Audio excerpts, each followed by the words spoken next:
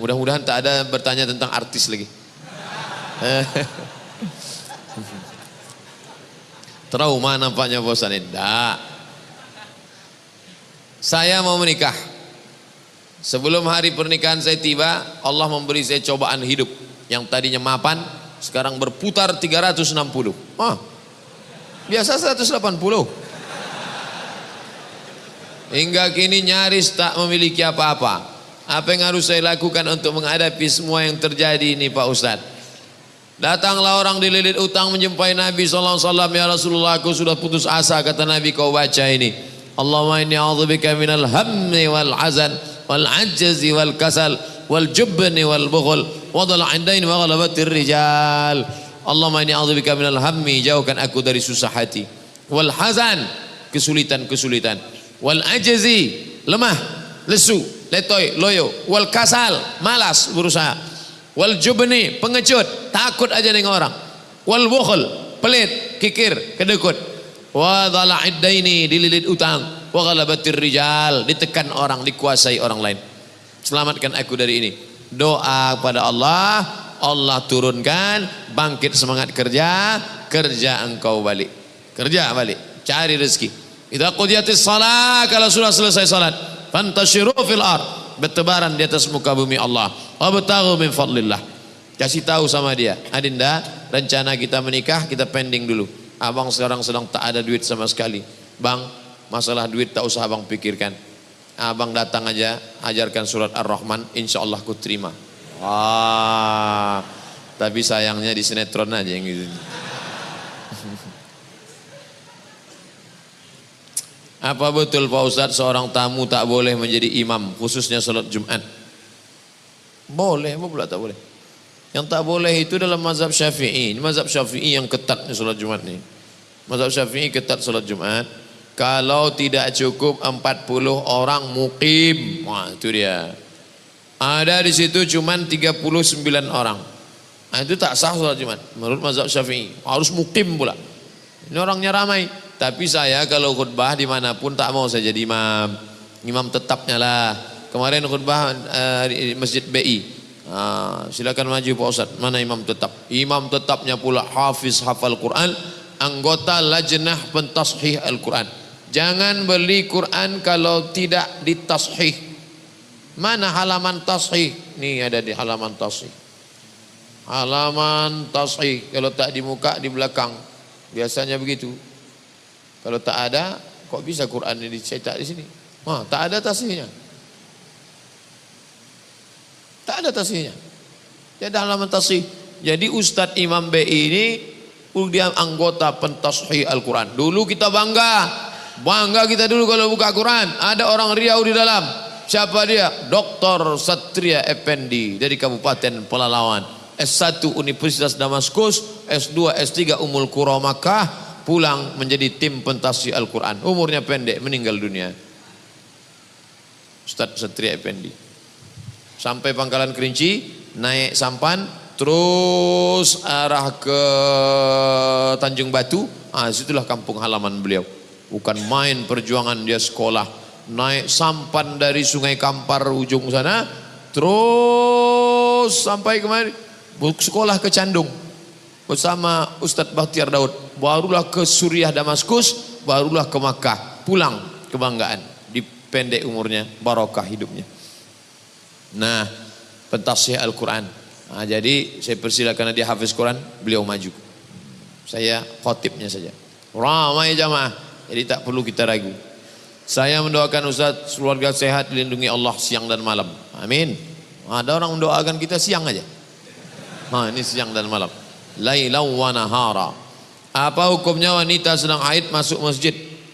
Perempuan haid tak boleh masuk masjid. Perempuan haid tak boleh megang Quran. Tak boleh dia megang Quran. Tak boleh bawa Quran. Tak boleh buka Quran. Tak boleh baca Quran. Tak boleh tawaf. Tak boleh i'tikaf. Tak boleh puasa. Itulah maka masjid-masjid dulu ada terasnya, ada emperannya. Coba tengok Masjid Baitur Rahman Aceh. Ada terasnya. Masjid Raya Al-Masun Medan dekat Istana Maimun, ada terasnya.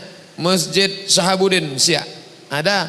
Masjid ini dulu, yang bangunan tua dulu. Coba pejamkan mata, bayangkan balik masjid tua dulu. Nampak saya terasnya. Ada depan.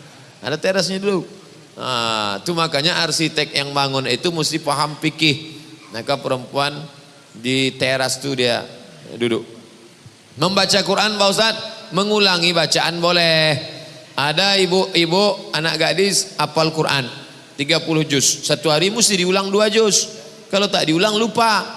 7 hari dia beralangan, maaf cakap, maka 14 juz ulang. Cara ngulangnya diam aja. Kalau ada istri bapak diam aja, itu ngulang bacaan Quran.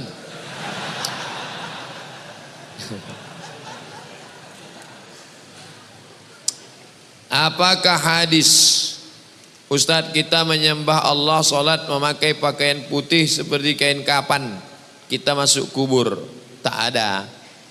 Tak ada itu. Yang ada adalah sunnah mengikut Nabi, pakaian yang paling disukai Nabi putih, jubah Nabi putih. Kalau kita pakai pakaian putih, cepat nampak kotornya, kita ganti. Kalau kita pakaian tak putih, tak nampak kotor, kawan tak tahan. Oleh sebab itu bagus pakaian putih. Nabi SAW pakai putih. Jika kita setelah berwudu mandi wajib. Setelah mandi kita langsung akan salat wajib. Apakah kita wudhu sekali lagi? Tidak.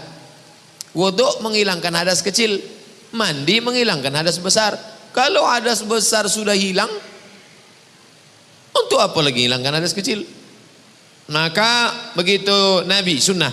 Pertama maaf cuci tangan, supaya jangan sampai tangan yang kotor masuk ke dalam. Setelah itu membasuh kemaluan. Setelah itu berwudhu macam wudhu solat. Setelah itu baru mandi. Setelah mandi sah solat. Tapi rupanya dia ragu. Saya ragu Pak Ustadz. Kebetulan mandinya di kolam renang. Di setelnya pula terkentut dalam kolam. Suka dia menengok air berbuih-buih naik ke atas. Ragu saya Pak Ustadz. Kalau ragu dak ma yaribuka ila ma la yaribuka. Maka berwudhu engkau setelah mandi. Naik ke atas bilas. Karena air kolam itu macam-macam. Orang berkudis, orang berbisul, orang berkurap airnya semua. Tak pula diganti. Naik ke atas bilas. Setelah bilas berwuduk dia sekali lagi. Afdal untuk menghilangkan was-was dia.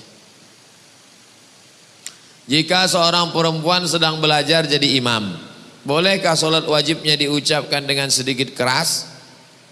Asal tak ada laki-laki, perempuan sama perempuan, ibu, anak ibu, adik ibu, ponakan ibu, perempuan semuanya, maka dia baca jahat. Tapi kalau ada laki-laki, tidak. Laki-laki dia ada laki-laki ampinan jadi imam. Saya ada lihat ceramah Ustadz di Instagram, Ustadz Ted. Ini kalau disebut nanti kena sensor. Tentang azan yang tidak boleh lafaznya dipanjangkan, harus mengikuti sesuai mat tabi'i. Macam mana?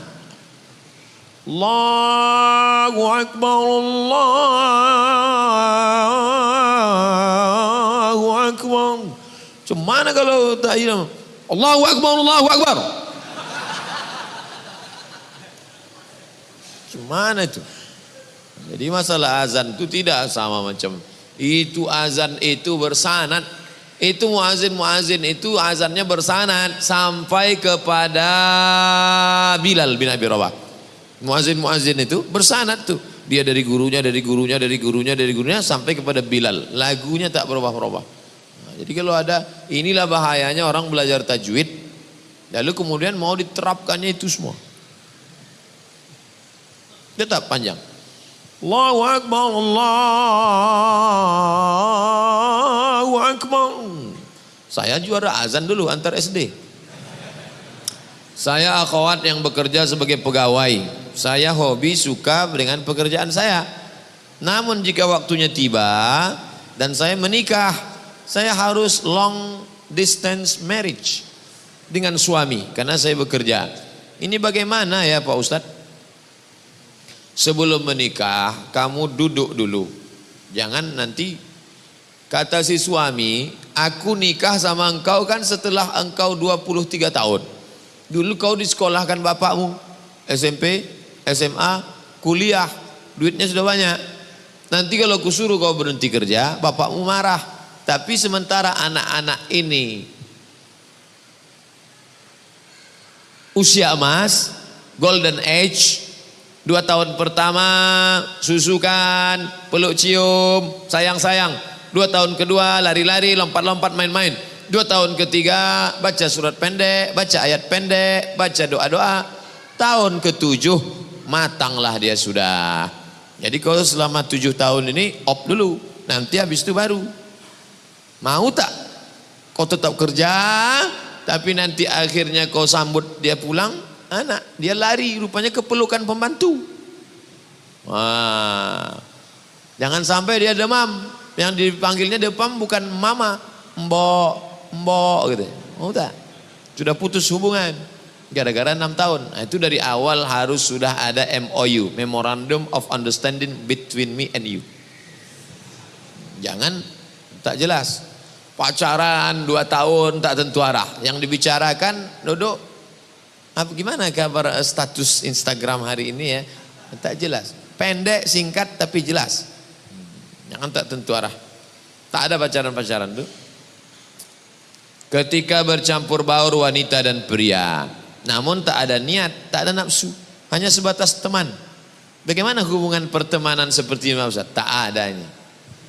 Mana pula tak bernafsu? Mana ada orang tak bernafsu? Anak-anak muda tak bernafsu. Kami yang tua-tuanya aja bernafsu. Apalagi kalian muda. Tak ada tuh. Kami berteman aja Pak Ustaz. Tak ada. TTN itu. Teman tapi nafsu. La tattabi'u khutuwatis syaitan. Jangan kau ikuti langkah-langkah setan. Jangan ikut-ikut langkah setan.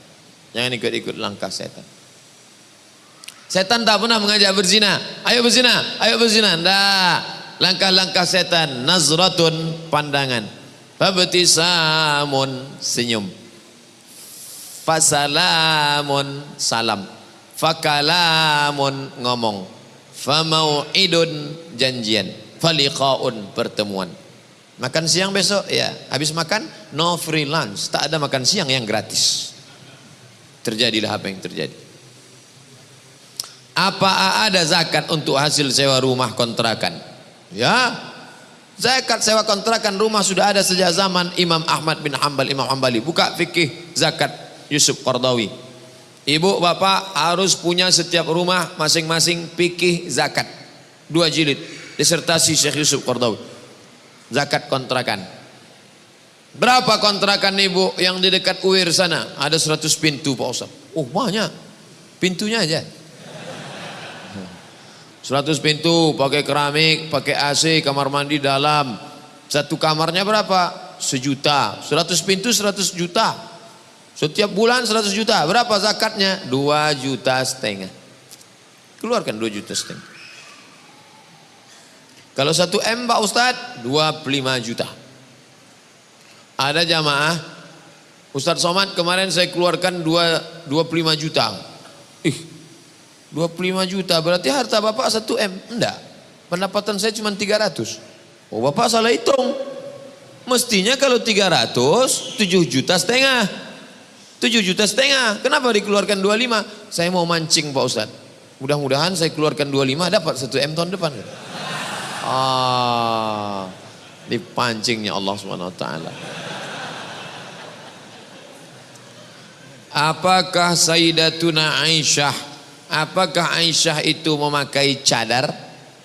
Apakah istri-istri Nabi itu? Ya.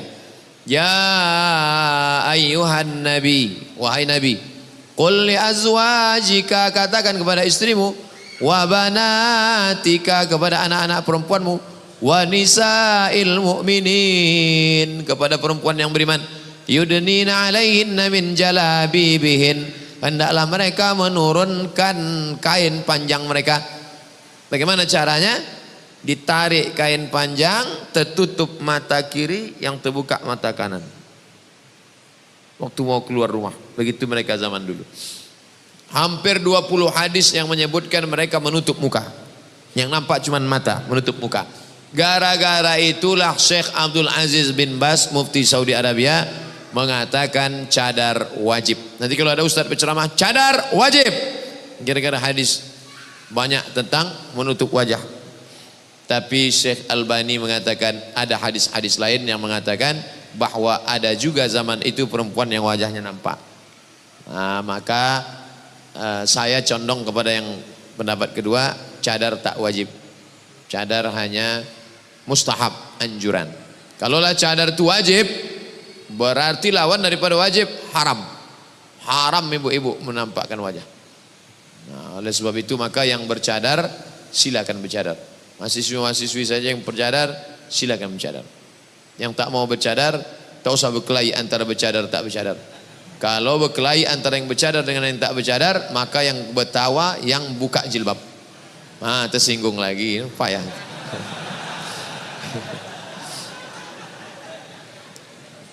Apa hukum wanita keluar rumah pakai lipstik? Kenapa mesti pakai lipstik? Dipakainya lipstik. Lipstik itu kan pencitraan. Udah jelas bibir itu hitam macam sawo busuk. Dipasang merah. Dipasang merah itu kan pembohongan publik itu. Pembohongan publik. Apa adanya saja lah. Banyak kakak-kakak kita, jamaah-jamaah kita tak ada pakai make up. Tapi orang senang. Kenapa? Yang penting itu inner beauty. Kecantikan dari dalam. Kadang pakai make up kita pula takut nengok. Macam musuh Batman. Apakah sama keutamaan solat berjamaah di masjid dengan di rumah?